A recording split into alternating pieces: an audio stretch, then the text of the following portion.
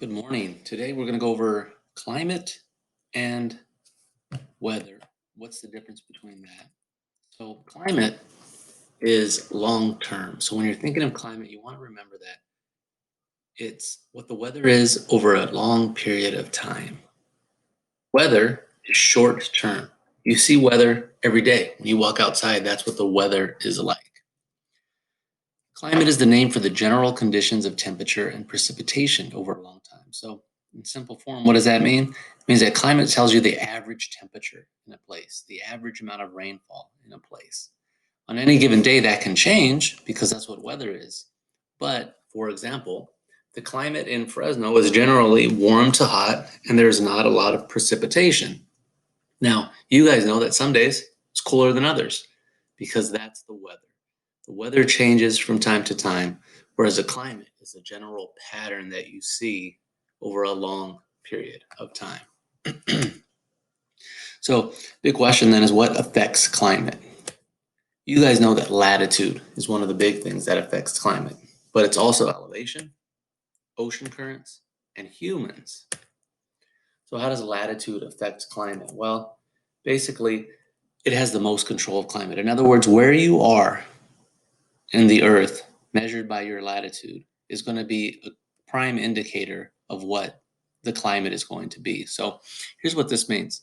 The further away from the equator, the colder it is. So remember from the video you watched last week, the sun hits the earth directly closest to the equator. So these areas are always going to be the warmest year round. Now, that's not to say you won't have hot temperatures in other places, but year round, it's going to be warm in these, what we call low latitudes. Why do we call those low latitudes? Because the numbers are closest to zero. They're low numbers. So the closer to the equator the place is, the hotter it will be.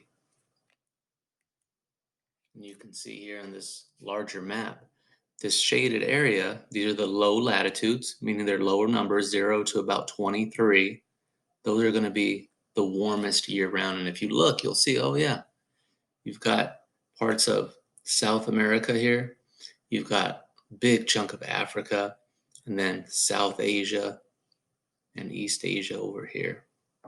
Remember, that's not to say these places will have the hottest temperatures, but remember, climate isn't weather. Climate is a pattern over a long period of time. So throughout the year, it's going to be warm in these places. But what if you go up higher into the mountains? Well, that's called elevation. And you guys know that elevation, also known as altitude, is the measure of distance above sea level. As elevation increases, the air becomes less dense and the temperature decreases. So this is pretty straightforward. You know how when you guys go up to the mountains in the summer, why do you do that? You do it because you know it's going to be cooler. Well, here's the reason for that. If the air is less dense, you're going to have a temperature decrease. And you're also, this question here is saying, if the air is less dense, does it have more or less oxygen? Well, you guys tell me, when you go up into the mountains, is it easier or harder to breathe? You run out of air sooner? Yes, because there's less oxygen in the air. So elevation affects climate as well. The higher you go, the cooler it becomes. Our third one, where else do you guys go to cool down? You go to the ocean, right? Well, that's because ocean currents are another place that help. We use this fancy word. They help moderate the temperature. They keep it pretty constant. The further away from the ocean a place is, the more extreme its temperatures will be. So you know how at the coast it's usually cool? Well, that's because it's like that all the time. Whereas when you get farther away from the ocean, the temperature can fluctuate quite a bit. Last thing here, humans affect the environment.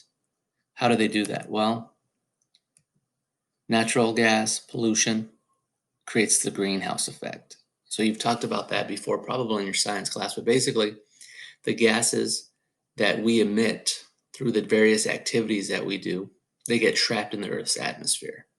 Well, when that happens, the heat is no longer escaping out into the atmosphere, which heats up the Earth. That can lead to things like melting ice caps, which can cause sea levels to rise.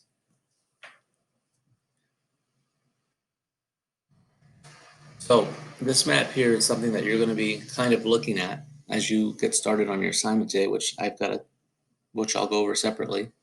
But basically, each one of these represents a different climate type, and each climate type has characteristics that distinguish it from other climate types.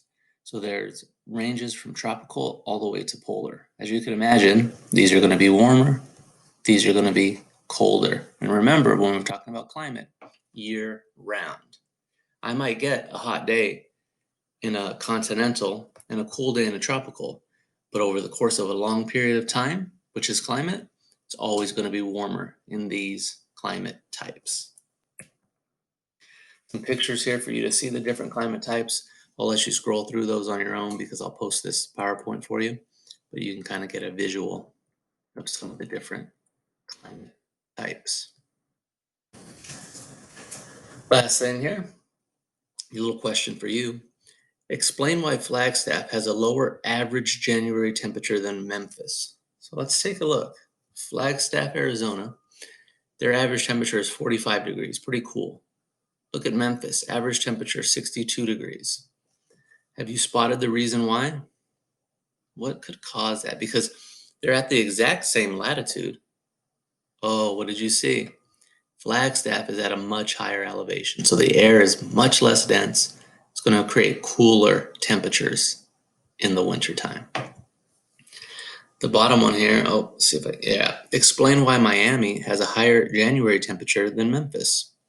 So let's take a look. Miami is 72. That's pretty nice for January. Memphis is 62. What's causing that? Well, they've got the same elevation. Oh, Miami, much lower latitude, right? Closer to zero. That means they're much closer to the equator. That's correct. So closer to the equator means it's going to be warmer. All right, good job. Get started on that assignment.